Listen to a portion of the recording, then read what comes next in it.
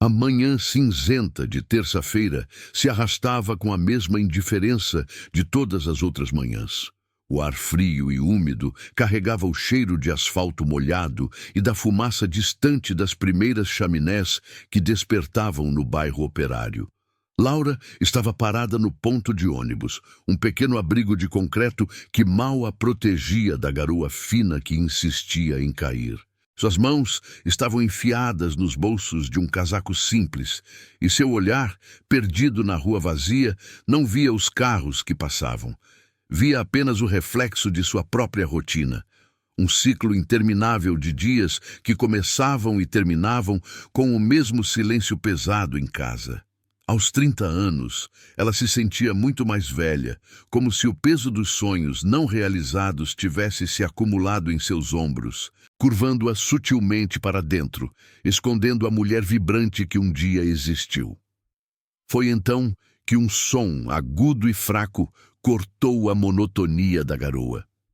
A princípio, Laura pensou ser o miado de um filhote de gato, perdido e com frio. Era um som lamentoso, quase imperceptível, em meio ao ruído baixo da cidade que acordava. Ela tentou ignorar, focando no farol distante que anunciaria a chegada do seu ônibus, mas o choro se repetiu, desta vez com uma nota de desespero que fisgou algo em seu peito. Havia uma vulnerabilidade naquele som que ecoava em sua própria alma. Movida por um impulso que não compreendia, ela se afastou do abrigo e caminhou lentamente em direção às lixeiras de metal dispostas na esquina. O som vinha de lá, um chamado frágil vindo do lugar mais improvável, um lugar onde as coisas são deixadas para serem esquecidas. Seu coração começou a bater mais forte quando ela se aproximou. Ao lado de uma das lixeiras, uma caixa de papelão manchada pela umidade parecia tremer sutilmente. Com as mãos trêmulas, ela se agachou, o frio do chão molhado subindo por seus joelhos. O que viu ali dentro fez o ar fugir de seus pulmões. Não era um animal, enrolado em um cobertor fino e gasto. Um bebê recém-nascido, com a pele avermelhada pelo frio, olhava para o céu cinzento com olhos grandes e escuros, cheios de um medo que nenhuma criança deveria conhecer. Naquele instante, o mundo de Laura parou. O barulho dos carros, a garoa, o ônibus que se aproximava, tudo desapareceu. O choro daquele bebê não era apenas um som. Era a materialização do vazio que ela carregava, o eco exato do silêncio de um quarto que esperava, intacto e sem vida, em sua casa. A hesitação durou apenas um segundo. O choque deu lugar a uma onda de instinto protetor tão avassaladora que a fez agir sem pensar. Ela estendeu a mão e tocou a pequena bochecha gelada, e os olhos do bebê se fixaram nos seus. Naquele contato, uma conexão se formou, instantânea e inquebrável. Para Laura, ele não era um estranho. Era um pedaço de sua alma que ela nem sabia que estava perdido. Com um cuidado infinito, ela o pegou no colo, sentindo o pequeno corpo frágil contra o seu. Aquele calor, aquela vida minúscula, era a resposta para uma prece que ela já tinha desistido de fazer. Ela o apertou contra o peito, envolvendo-o com seu casaco, e, sem olhar para trás, deu as costas para o ponto de ônibus, para o trabalho, para a vida que conhecia. Sua jornada agora tinha outra direção. Ela estava indo para casa. Ao cruzar a porta de casa, o silêncio que antes era um companheiro opressor pareceu recuar, assustado pela presença minúscula e frágil que Laura trazia nos braços. Diego, que estava na cozinha preparando um café amargo para mais um dia de trabalho, parou com a xícara no ar. Seus olhos se arregalaram, percorrendo a cena inacreditável. Sua esposa, com o rosto manchado de lágrimas e chuva, segurando um recém-nascido. Não houve perguntas. Ele viu no olhar dela a resposta para todas as dúvidas que poderiam surgir. Aquele era o fim de uma longa e silenciosa espera. Ele largou a xícara na pia, caminhou até ela e os envolveu em um abraço que era, ao mesmo tempo, um porto seguro e uma promessa. Naquele instante, naquela sala de estar modesta, uma família nasceu, não pelo sangue, mas por uma decisão mútua e inabalável de amar. As horas seguintes foram um borrão de instintos e improvisos. Enquanto Diego corria até a farmácia para comprar fórmula e fraldas, Laura preparava um banho morno na pequena banheira de plástico que guardavam há anos no fundo do armário, um item comprado na euforia de uma esperança que o tempo quase conseguiu apagar. Com uma delicadeza que ela não sabia possuir, limpou a pele fria do bebê, vendo a sujeira da rua dar lugar a uma maciez imaculada. Ao enrolá-lo em uma toalha felpuda, ele parou de chorar e a encarou com seus olhos escuros e profundos. Léo, ela sussurrou, o nome que haviam escolhido juntos em uma noite distante, um nome que até então só existia em seus sonhos.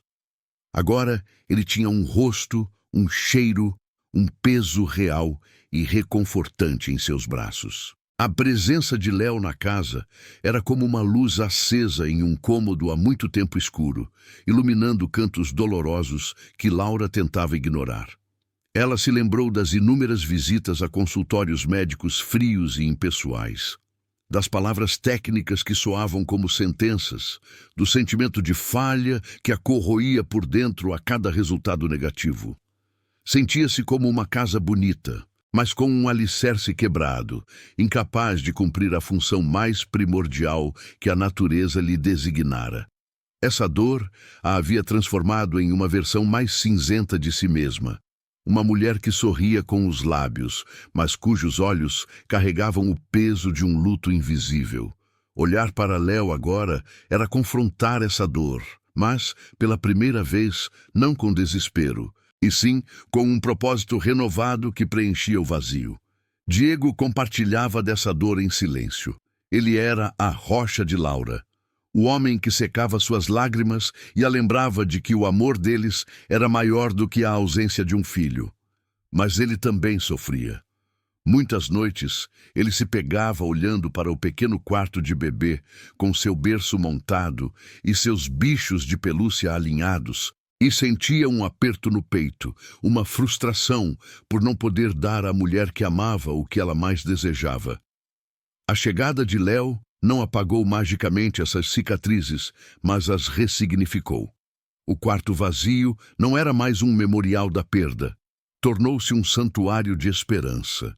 O amor que eles haviam acumulado por anos, sem ter para onde ir, finalmente encontrou seu destino, transbordando para aquele pequeno ser que o destino lhes entregara. A realidade, no entanto, não tardou a bater à porta. Eles sabiam que não podiam simplesmente manter Léo sem notificar as autoridades.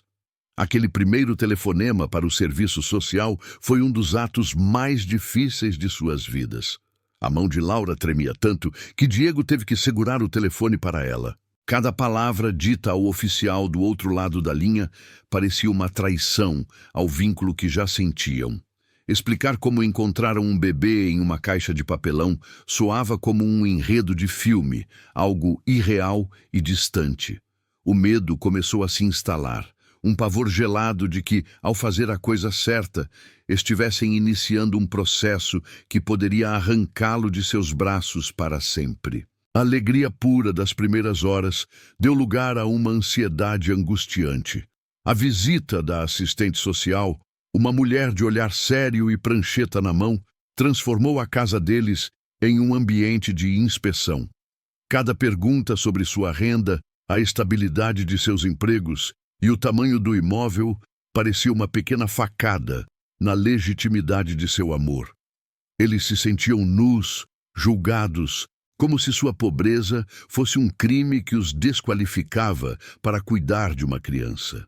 A mulher não era cruel, apenas profissional, mas seu profissionalismo era uma barreira fria contra a tempestade de emoções que assolava o casal.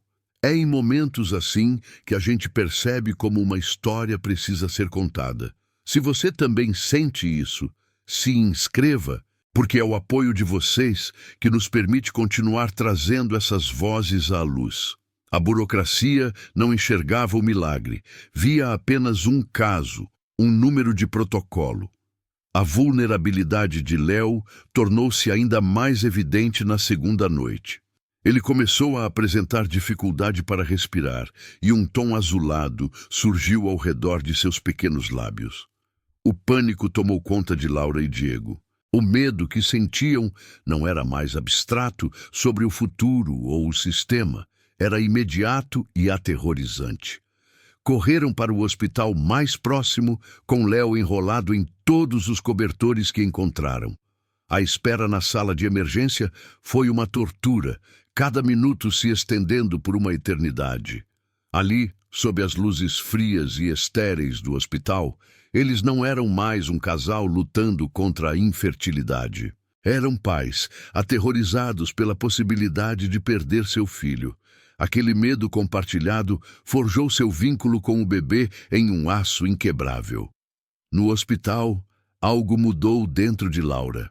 A mulher passiva e resignada que esperava o ônibus deu lugar a uma leoa. Ela não se intimidou com os médicos ou com a linguagem técnica. Exigiu respostas, pediu para ficar ao lado da incubadora e não arredou o pé até que um pediatra a olhasse nos olhos e garantisse que fariam tudo por ele. Diego a observava com uma mistura de admiração e orgulho. A maternidade não havia chegado a Laura de forma convencional, mas havia despertado nela uma força que nem ela mesma sabia que possuía. Ela não era mãe por biologia, mas por um ato de pura vontade e amor incondicional. Aquele pequeno ser, lutando para respirar em uma caixa de acrílico, a estava ensinando a lutar também. Quando voltaram para casa com Léo estável, mas ainda sob observação, o mundo exterior começou a se manifestar.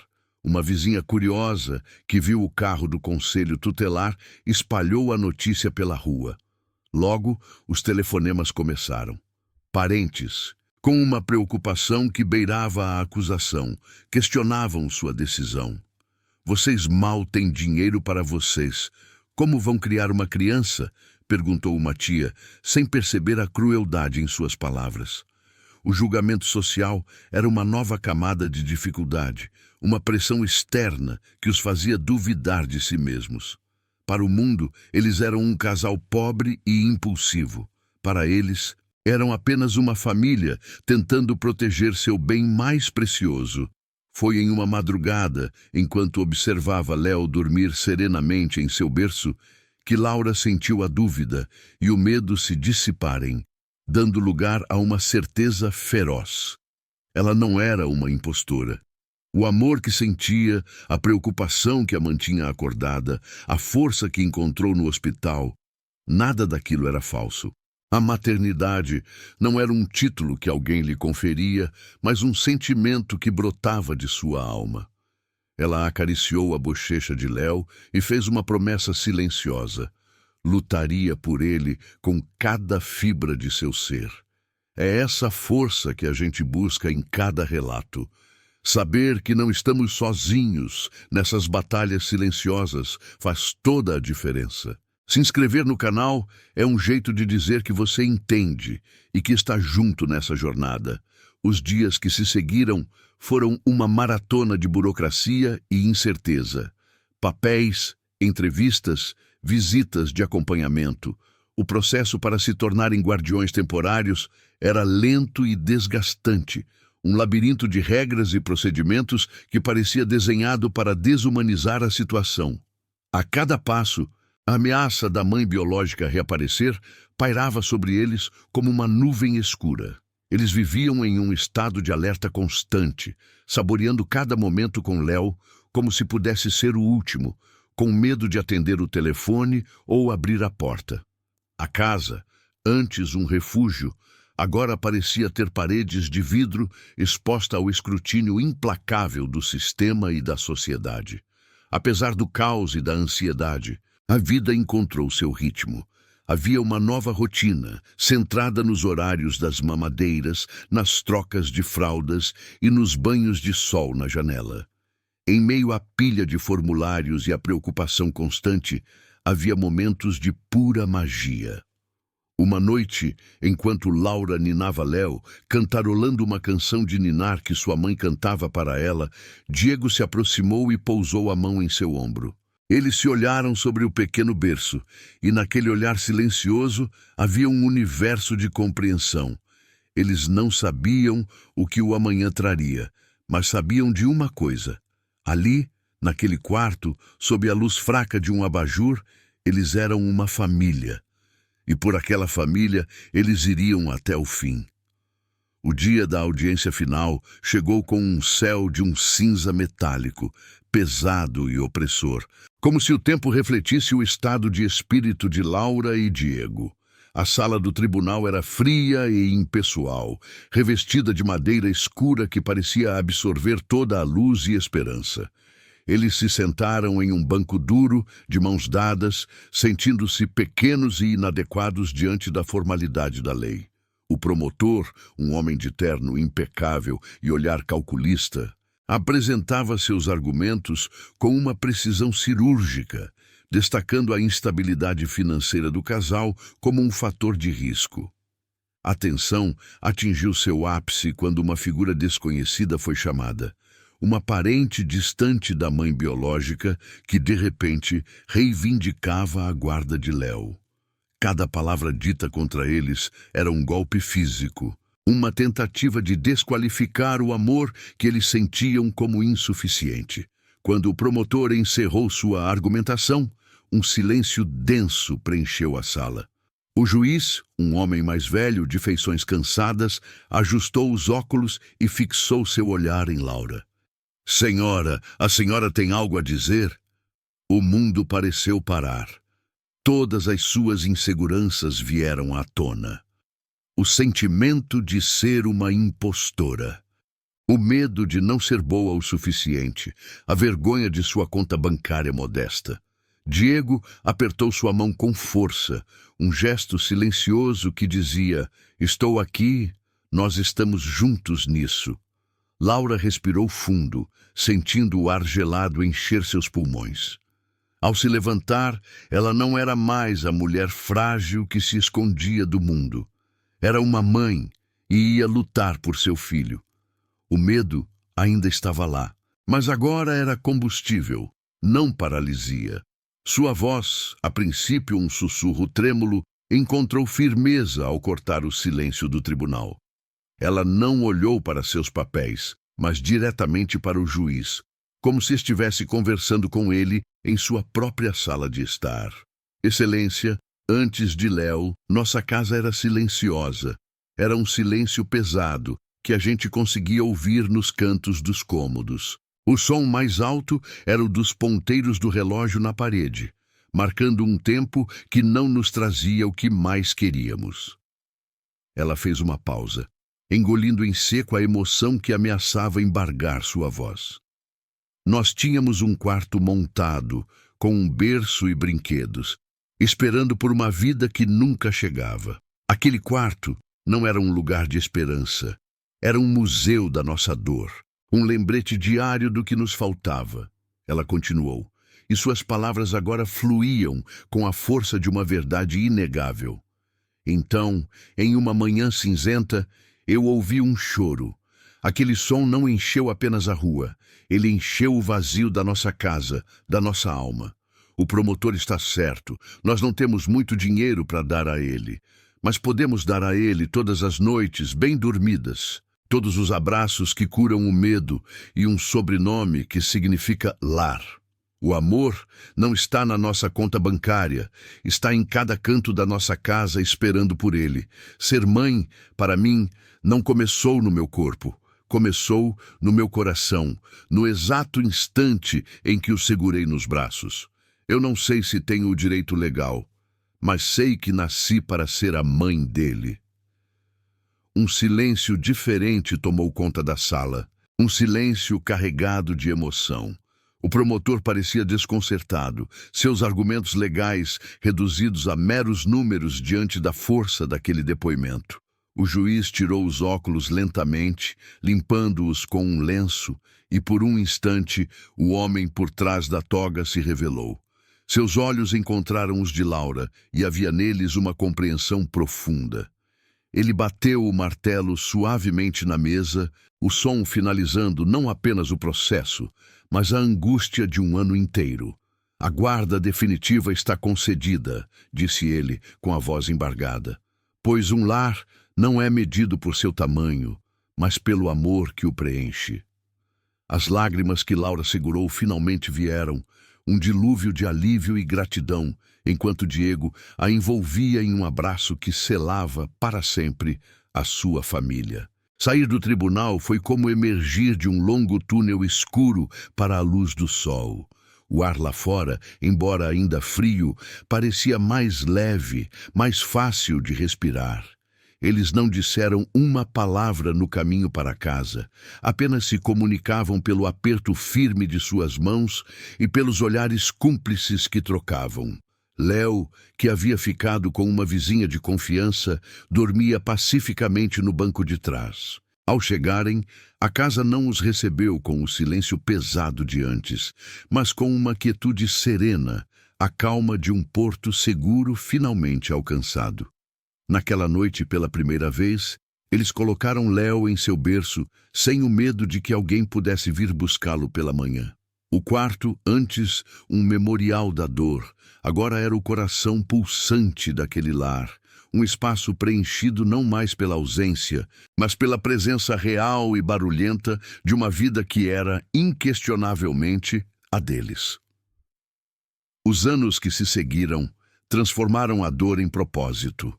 A história de Laura e Diego, antes um segredo sussurrado entre vizinhos curiosos, tornou-se uma fonte de inspiração. Eles não se tornaram ricos ou famosos, mas encontraram uma riqueza diferente. Nas noites de quinta-feira, sua pequena sala de estar se enchia com outros casais que, como eles um dia, carregavam um silêncio pesado em seus lares. Ali, entre xícaras de café e pratos de biscoitos, eles compartilhavam sua jornada, não como um conto de fadas, mas como um testemunho de que a família pode nascer de encontros inesperados. Eles criaram um pequeno grupo de apoio, um lugar onde a dor da infertilidade e as angústias da adoção podiam ser ditas em voz alta, sem julgamento. Laura e Diego não apenas construíram sua família, eles ajudaram a construir outras, mostrando que o amor que transborda sempre encontra um caminho. 5 anos depois, em uma tarde de primavera, o quintal dos fundos era uma explosão de vida. Léo, agora um menino de 5 anos, com os mesmos olhos escuros e curiosos daquela manhã fria, corria atrás de uma bola de futebol com uma energia inesgotável. Laura o observava de um banco de madeira, com um sorriso sereno que finalmente alcançava seus olhos. Uma de suas mãos repousava protetoramente sobre a barriga proeminente, um milagre silencioso que havia florescido no solo fértil do amor que eles aprenderam a cultivar. Diego se aproximou por trás, envolvendo-a em um abraço, e juntos eles observaram o filho. A felicidade deles não era barulhenta ou extravagante. Era uma paz profunda, a certeza de que tudo estava exatamente como deveria ser. O amor que eles deram a Léo não apenas curou suas almas, mas abriu um caminho que eles acreditavam estar fechado para sempre. Laura olhou para o filho correndo na grama e para a nova vida que se movia dentro dela e entendeu a verdade mais profunda de sua jornada. Léo não foi a cura para sua dor. Ele foi o professor que a ensinou que a maternidade não era sobre gerar, mas sobre se doar. Ele a ensinou a lutar, a amar sem garantias e a encontrar força em sua vulnerabilidade. A chegada de seu segundo filho não era o final feliz que ela sonhava, mas a continuação de uma história que começou com um choro frágil em uma caixa de papelão. Histórias como a de Laura nos mostram que a esperança pode ser encontrada nos lugares mais improváveis. Se inscrever aqui é a forma mais genuína de nos ajudar a continuar compartilhando essas jornadas, provando que a verdadeira família é aquela que a gente escolhe abrigar no coração.